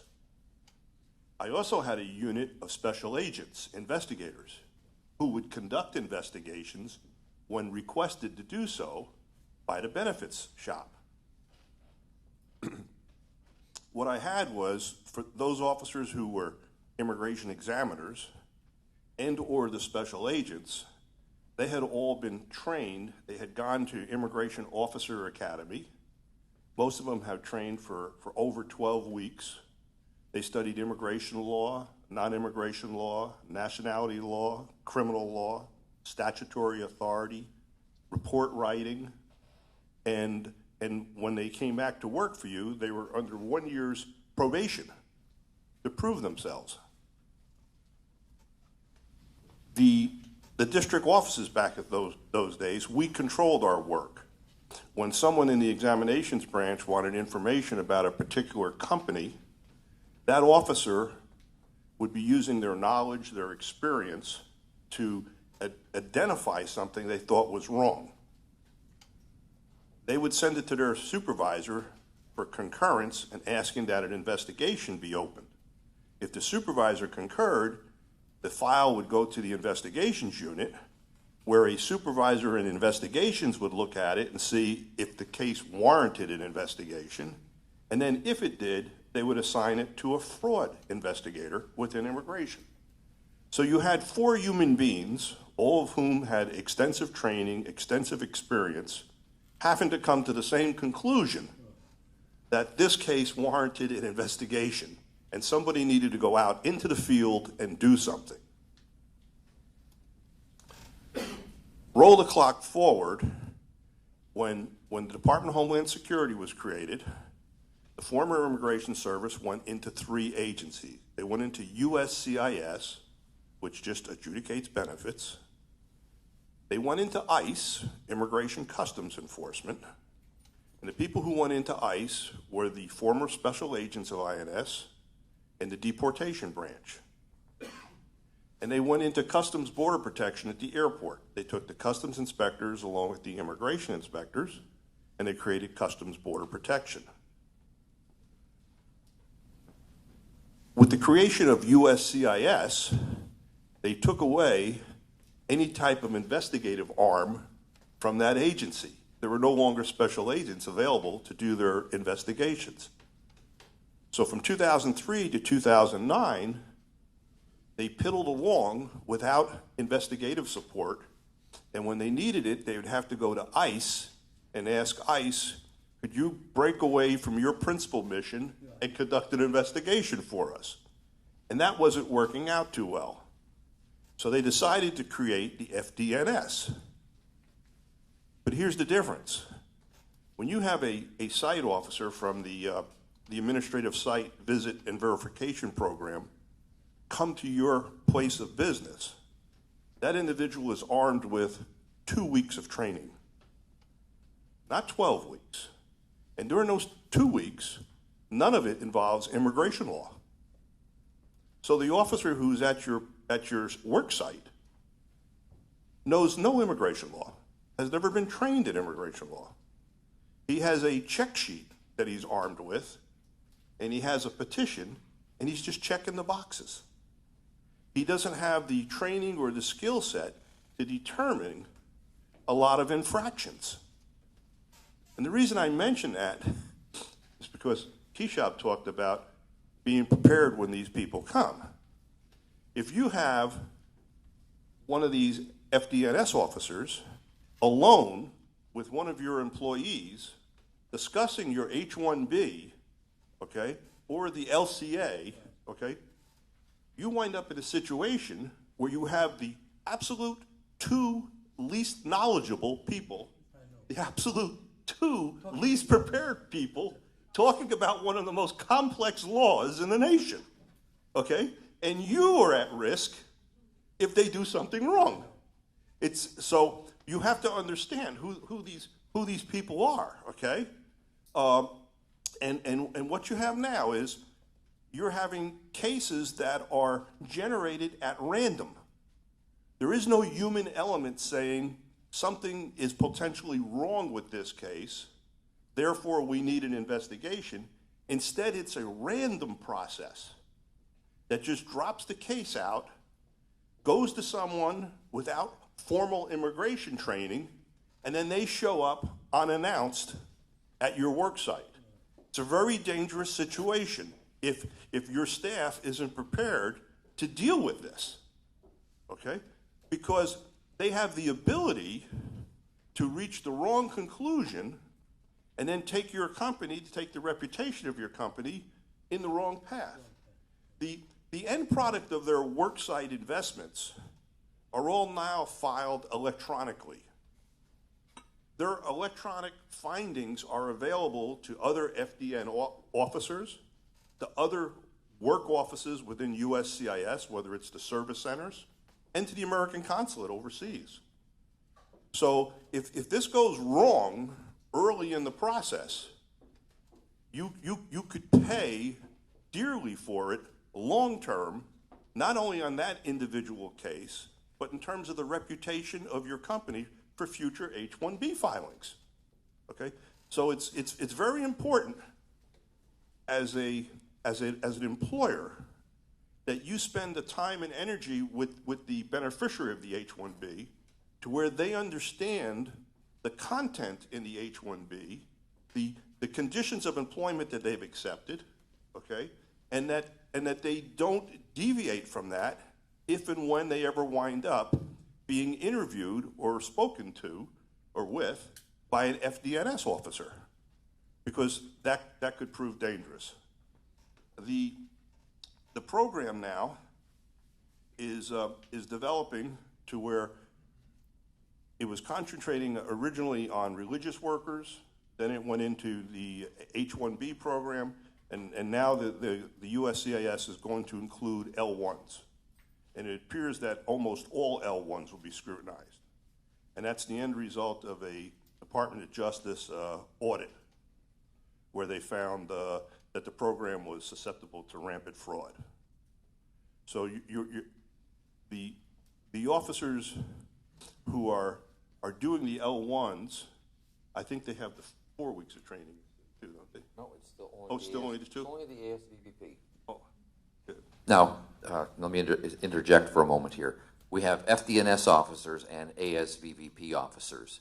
The FDNS officers, fraud training, usually come up through the ranks and have been an officer that adjudicated applications or were investigators and eventually got to the point where they're FDNS officers and worried about national security and fraud. The ASVVP officers typically were never adjudicators. It's a lower grade. The average adjudicator is a grade 12 within the Immigration Service. The ASVVP officer is a GS9. And, you know, the higher the number, the higher the pay, the higher the importance of the job. So we have a GS9 ASVVP officer coming out who wasn't trained more than 2 weeks, never had any exposure. Example, in the office I worked in Jacksonville, the ASVVP officer that they currently have there now was a clerk. A very sharp clerk, but a clerk. And when the ASVVP officer position became opened, because the one we used to have left, he was hired into that position, went away for 2 weeks of school. And now he's out there doing this site compliance visit. That gives you an idea of the level you're dealing with when it comes to this. Yeah, so I mentioned this before because there was a comment, you know, nobody comes with a warrant, nobody does this or that, and we refer to them as officers. But these people are government employees, and they are maybe a notch above the contractors who previously did the work because they are employees of CIS, but they are not trained in the immigration law or in criminal law or statutory authority, okay? And to the extent that lack of training could prove dangerous. Now, just the opposite, if you are visited by ICE, ICE is Immigration Customs Enforcement. Those are the special agents. They're looking for prosecutions. They're not looking for an individual ERA in an H-1B petition. They believe that there's fraud occurring, there's something of a significant level of activity to warrant an investigation which could lead to prosecution in the federal courts. So if you get visited by an ICE officer, you definitely want your general counsel on the phone sooner rather than later, because that's not good news, and that's not random. That is absolutely not random. They're coming there specifically, okay? So it's important to understand the organizational structure of the government. Who's doing the immigration work today, and the role of USCIS versus ICE versus CBP, different functions, different responsibilities, different levels of training. I'm gonna let Tony take it on now to discuss with you what a site visit consists of, what they're looking for, and what you can expect at the end of site visit. Again, good afternoon. Before I get into what they're looking for, the original ASVVP program was for the religious workers and still does include religious workers, and the ASVVP program with religious cases include visits before adjudication and after adjudication. One would expect that in religious workers, you might have some level of honesty or integrity.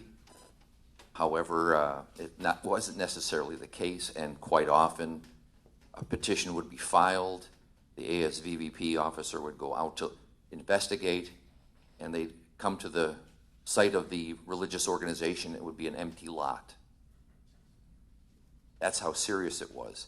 Now, With the H-1Bs and the L-1s, it is a post-adjudicative investigation or site visit. So they're doing it after immigration has already made a decision.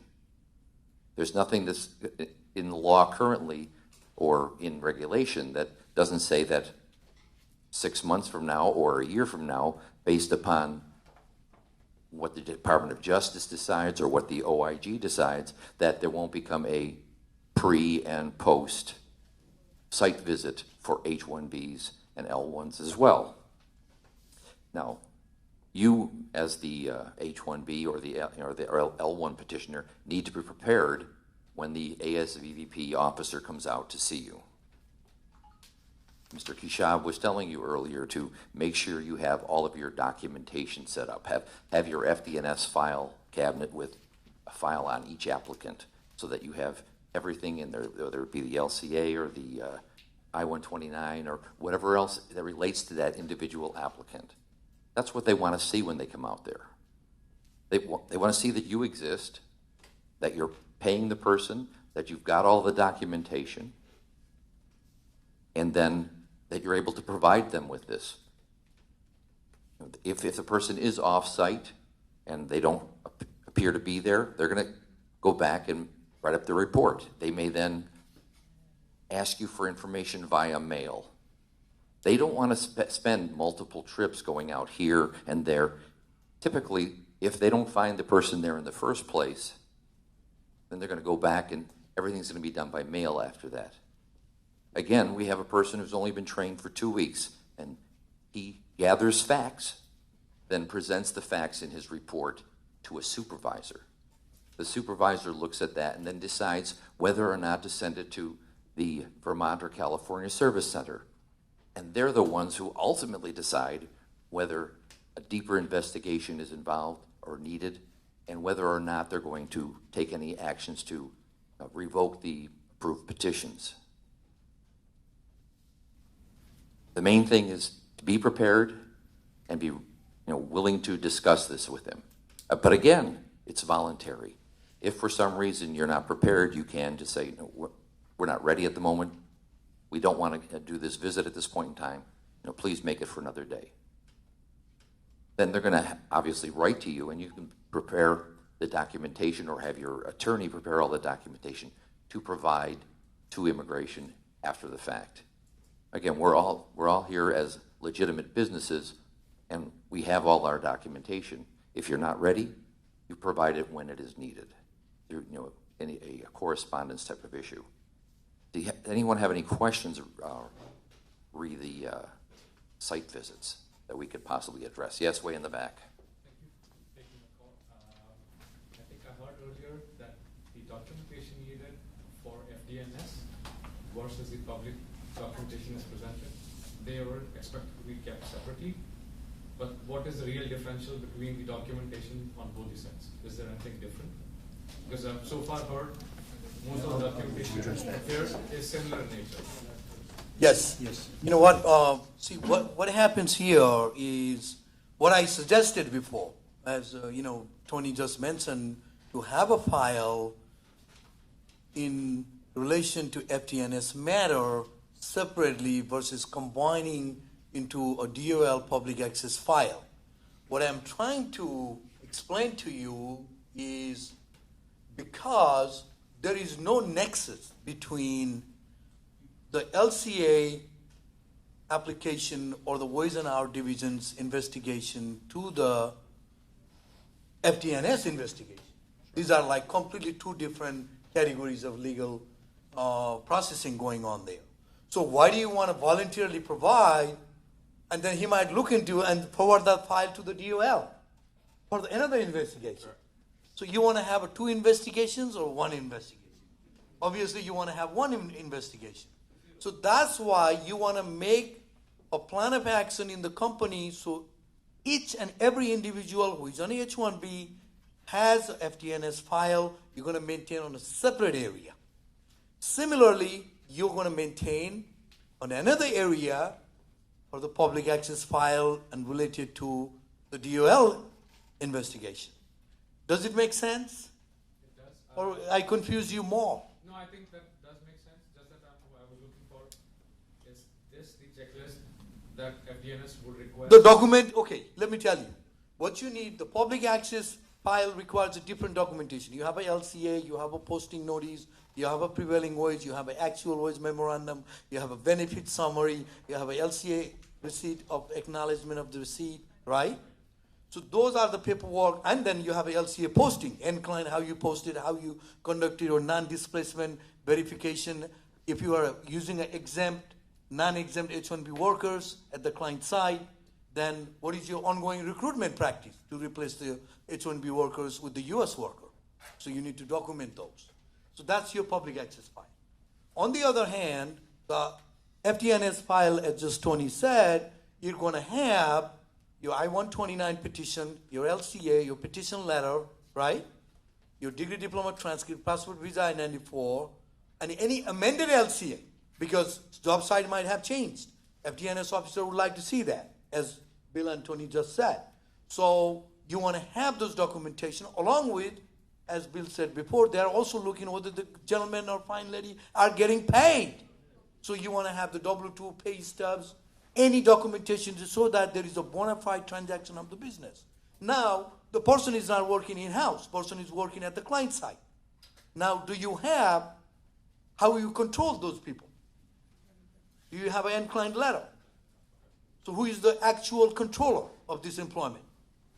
Or if you have a contract, you put a contract there. You have a purchase order, and the contract says it is an independent contractor agreement. So most of the doubts is already taken out. Under the independent contractor agreement, the end client cannot supervise this person. Only the employer can supervise under the IRS code. You know what I'm saying? So these are the documentation you're going to play with. Is it all we said is 100% I included everything? Maybe not. That's why you need to conduct an internal audit. During the internal audit, you're going to see everybody's file, everybody's documentation, you verify everything, then you can sleep well at night. Thank you. Quick question, for Tony, for you. The officer who is visiting the location, does he has a right to, command the employee stating that I open your computer, I want to see what code you are writing, what program you are writing. Then he's saying that I want to see your reporting manager here. That reporting manager is in this building or he lives somewhere else. If that says that, okay, I report to this guy, he's on the other building, then he say that, okay, I want you to talk to him also. And apart from that, with the reporting manager, he will ask, okay, whom you report? Then he gives my name, and then he calls me and verifies all this thing. Employee-employer relationship, what you just said. Does he go into the system and check and all that? Which is as per the client, it's a privacy, right? He's not supposed You're right, there is a level of privacy there. Plus, this man is only supposed to be verifying things that immigration needed in order to approve the application. He's not there to second guess the Department of Labor. He's not there to be looking into and examining code that the person is writing. That's why when the person arrives, you need to contact your legal counsel so that they can come out there and be ready to assist you with the site visit. No, but officer said that, in your prediction is written ESP project. So he wanted to see on the screen to that employee that can you show me where ESP is written, what project you are doing. Is it that ESP is that project I want to see in the screen? What? Tony, let me jump in just for 2 cents, okay? See, what happens is the purpose of the FDNS site visit is to elicit the information whether the officer who adjudicated this application in Vermont or California had the variables at the time of adjudication to see 3 things. Is it a bona fide company, as you said? It is not a parking lot.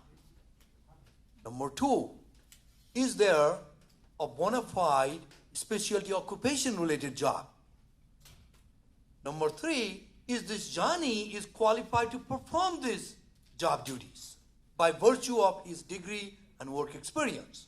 So these three things are being trying to thrust out by this FDNS officer by collecting the information, come visiting the site, scouring the internet, or using Vibe system, and different governmental agencies contacting them or finding information.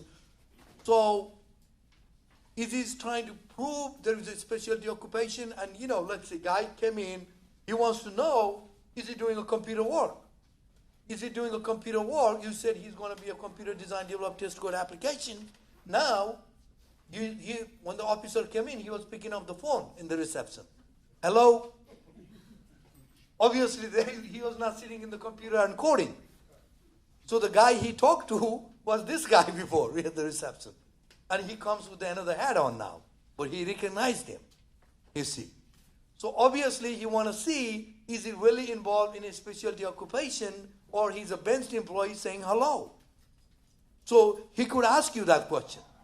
He could ask you, you don't have to tell him to even, or show him anything.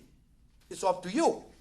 But he has the right to ask the questions about the availability of the specialty occupation, which, on the basis of which the H-1B was approved.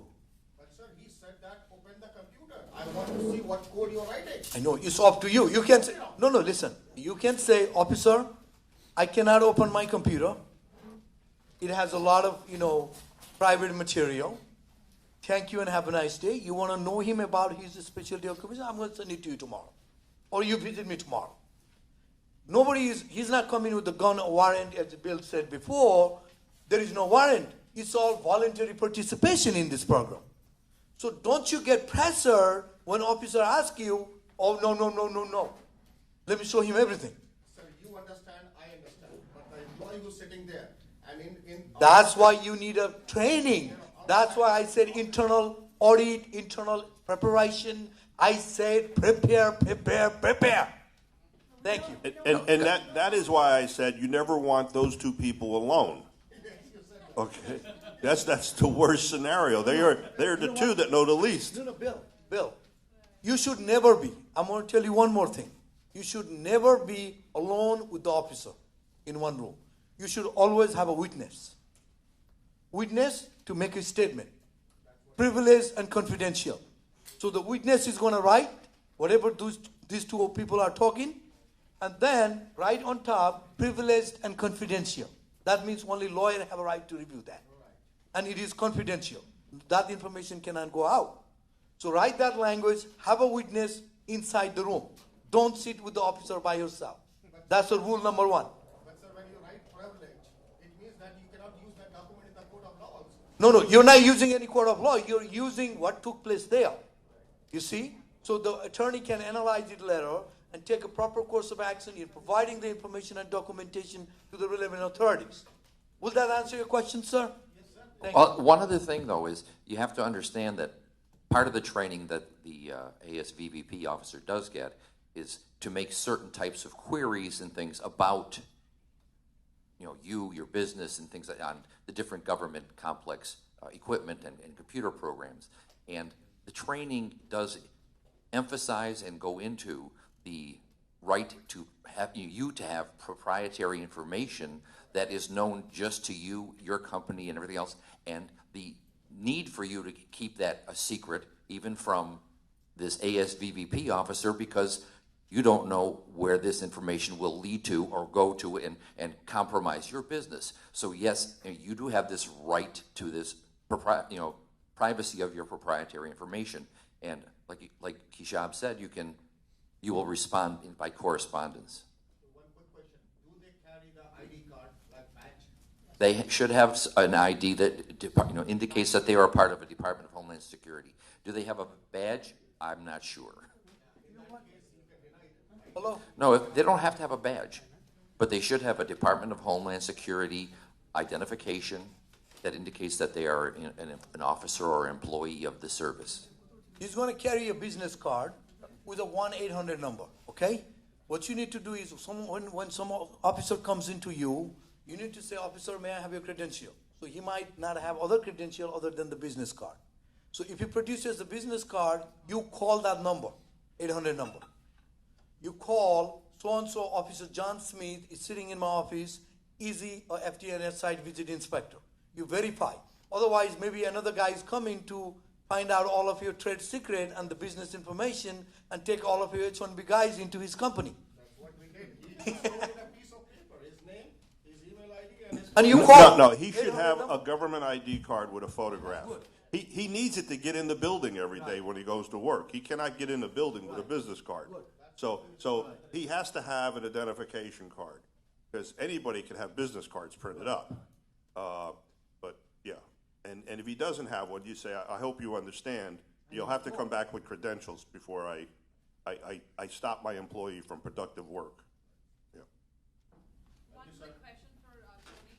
You said that if you're not prepared for it, like if you don't have the information at one point or anything of that sort, you can request for time.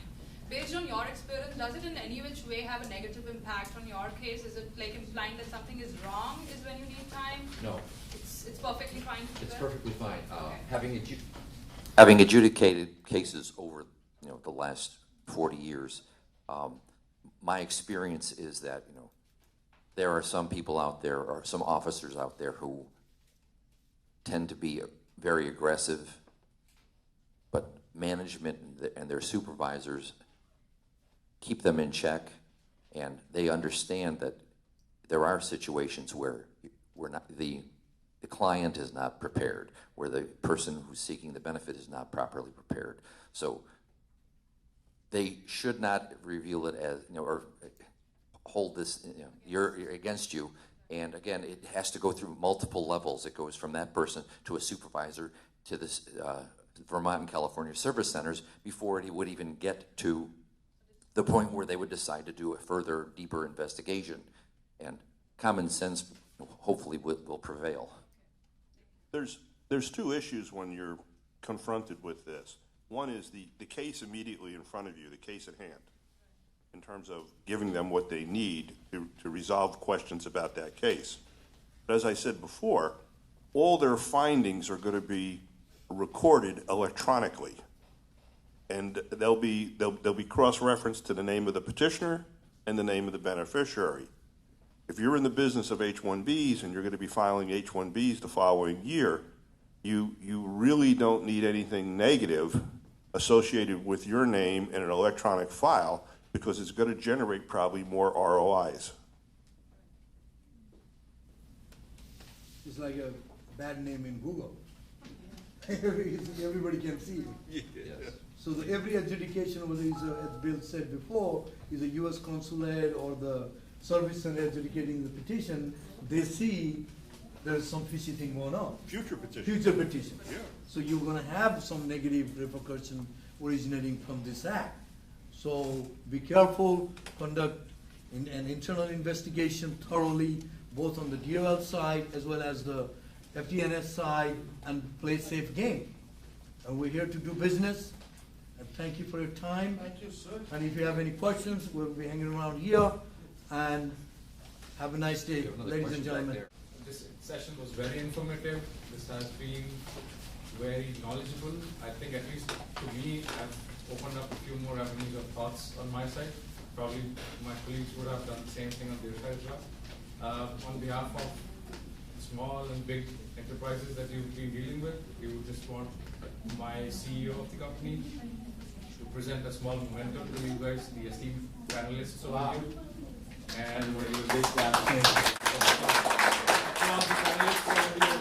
for the time and service that they've dedicated from their side, keeping aside their families, keeping aside all the other things that might have come in the path of their action when they have to work across, and making the lives easier for immigrants like us.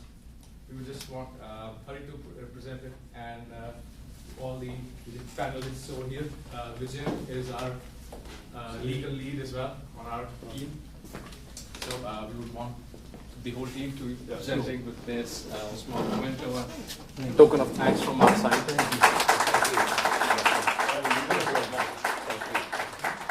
Thank you. Pleasure meeting you guys, and hats off to you guys for such a wonderful service over the period of time.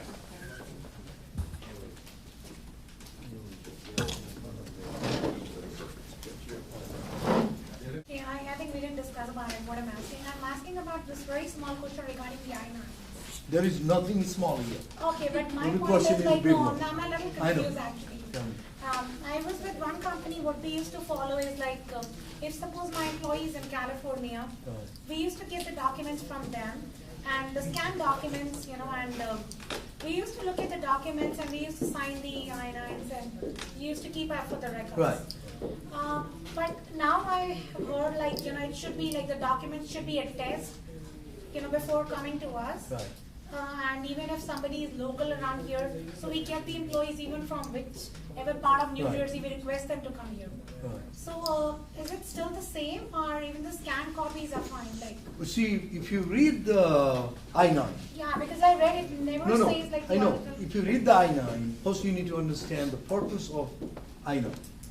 Purpose of the I-9 is verifying the employee you are employing is legal in the U.S. Right. and authorized to work. Right. So that's what they're trying to verify in a Yeah. legal way.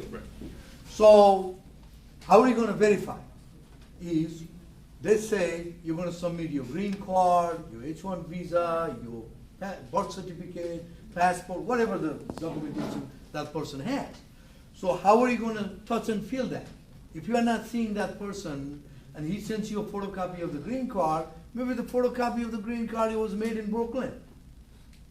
You see? Made in Brooklyn green card. You don't know. So the essence of the law, in my opinion, is somebody in a company's capacity or representing the company should be able to touch, feel, and smell this documentation, then sign the I-9. You verify, you're not just signing the I-9, you're signing I-9 based on some sort of authorization to work here. So will that make sense, Bill? Yes, I just shoot it out, I'm not a, I don't do I-9 too many investigation per se. So, I mean, if I'm selling you something, My point is that's like, what the idea What would if be. he's in California? Huh? He's not in New Jersey. And if, suppose we have to fill the I-9, so how about the documents? Like, how are we going to attest those documents that they were original?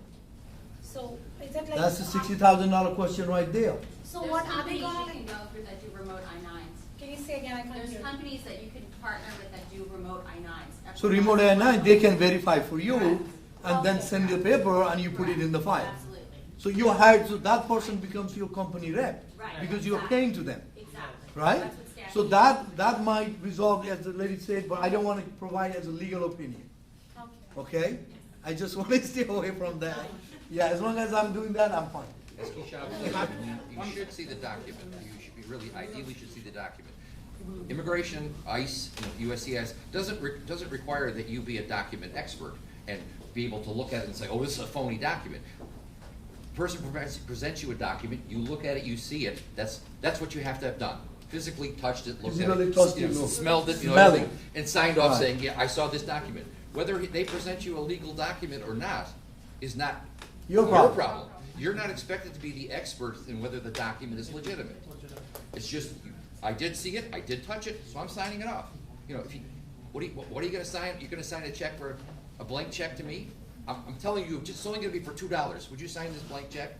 And then I turn around for $10 million? No, same thing with the document. You're legally responsible when you sign on that I-9. One I-9 audit I went, they had 125 green cards, an I-9 green card made in Brooklyn.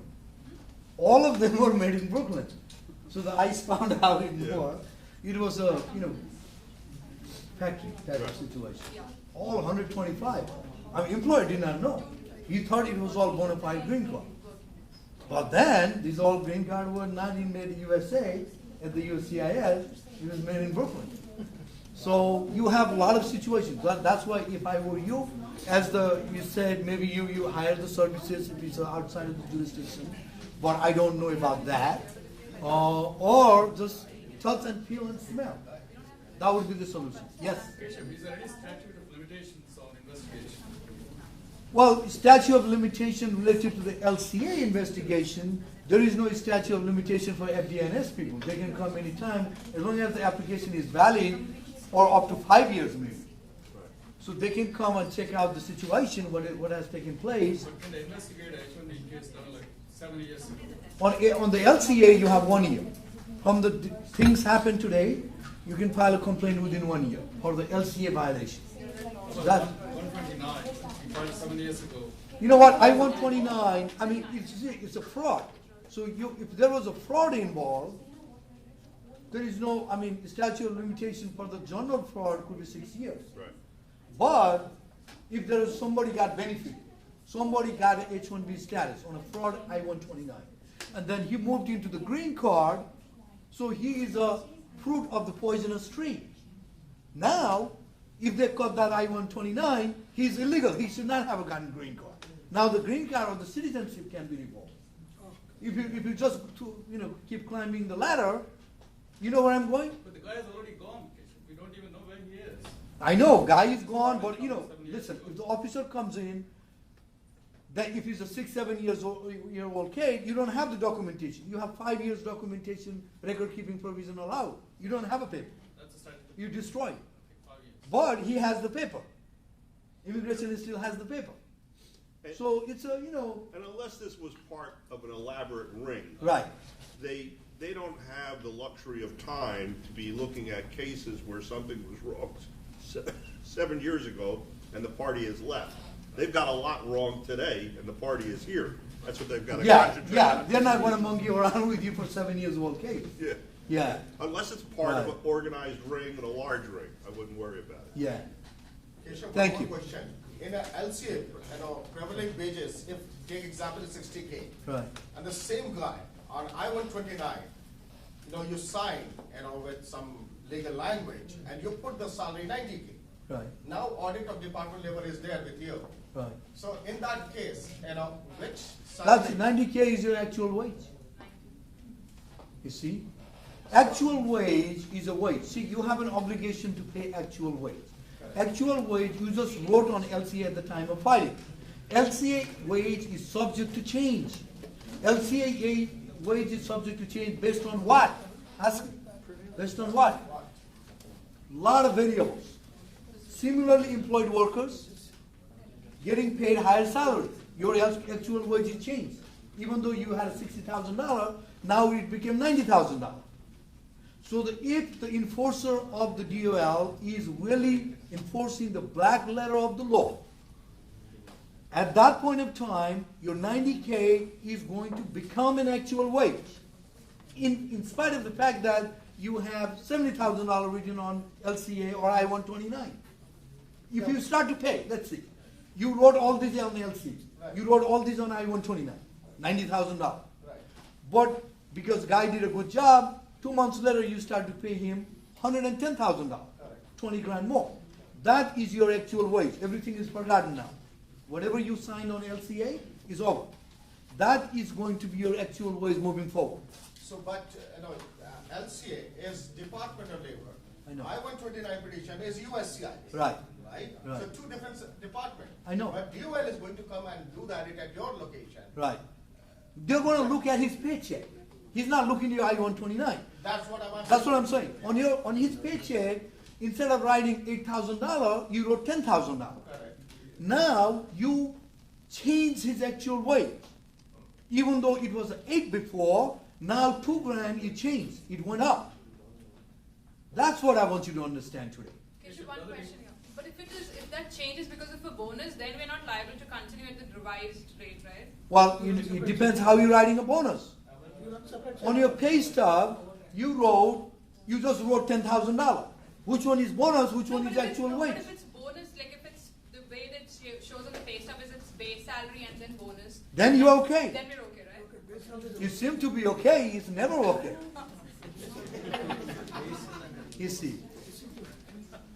I have some questions regarding the end client letters. Sure. We work for a staffing agency, so we place a lot of subcontractors. Right. So we're not actually holding these particular visas. I know. So these third-party vendors keep coming to us with these end client letters. Right. Sometimes they'll take it from us because we're the layer. Right. Sometimes they want it from our end client. End client, So our end clients won't provide them. Right. We, as in our company, will, but we're limited to what we will provide in the letter. Right. And we're getting a lot of pushback because they're saying, well, this is how their LCA was filed, this is what job description needs to say. Right. But I can't verify that that's in fact the job description. So we're pushing back. So there's a lot of tension. You know what? out The there. tension is always there because, see, the end client, you have a PO. You have a contract with the end client, right? Sometimes you have a direct contract with the end With the client. end client. So the PO says he's a programmer analyst, let's say.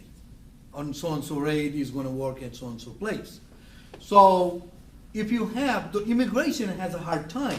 They are on a, difficult situation in how to navigate these cases because unless and until they would like to hear from the end client to say there is a specialty occupation. The guy is going to go there as a programmer and design, develop, test code applications. On our side, from your perspective, the end client is not giving that letter. And the guy who you have a contract with, the supplier is coming, H-1B guy is coming, he wants that description on the letter. You know what I'm saying? Right. Immigration, I don't know how the officer is going to determine if he doesn't see anything from the end client. Right. How is he going to say there is a specialty occupation? You know what I'm saying? And from our perspective, I go through this every day. From our perspective, and then what we do is we try to create a secondary evidence to show that, look, there is a contract, there is a purchase order between these parties. We just create a nexus between a lot of variables, and maybe these guys is already supplying other folks into that business. So you have job description already created into those parallel. So you can pull out those, and it's just a compilation of a lot of secondary evidence to prove that there is a genuine specialty occupation at that place. You know what I'm saying? So we're in the right by refusing to provide those letters when we can't. Yeah, I mean, you don't have a control. I mean, how are you going to provide anything? Right. The end client, as long as they're not saying, you don't know what the heck the guy is going to go and do there. And you might be misrepresenting the fact. Because if there is a site visit and there is a discrepancy there, and the letter you provided could become a poison pill. So what would happen to a company like where we work at, where we're in the middle, and say we did provide that letter and we couldn't validate it? Would anything happen to? Nothing is going to, they don't have time to do anything to anybody. I mean, they're going to deny the H1 and then move on. Okay. And you are not, you're not doing any fraud. Okay. You're just you have a contract, for heaven's sake. You have a PO. You have a bona fide relationship to the party. You are just stating what you believe a person is going to do there. And if they verify and it's not going to be proven, well, the case will be kaput, I Right. guess, Right. Bill, Right. right? Yeah. Yeah. And then we move on. Thank you.